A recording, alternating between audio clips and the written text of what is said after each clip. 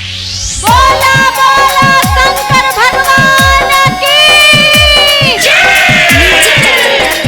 बोला शंकर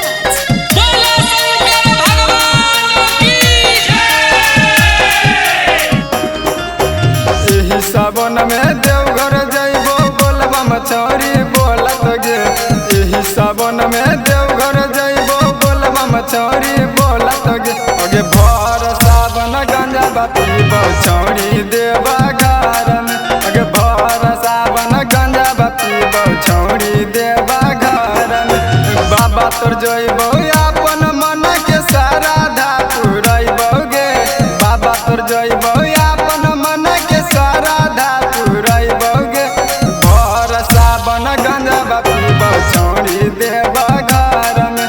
गे भर सावन गंजा पीबो छौरी देवा घर में। बोला बोला काशी विश्वनाथ की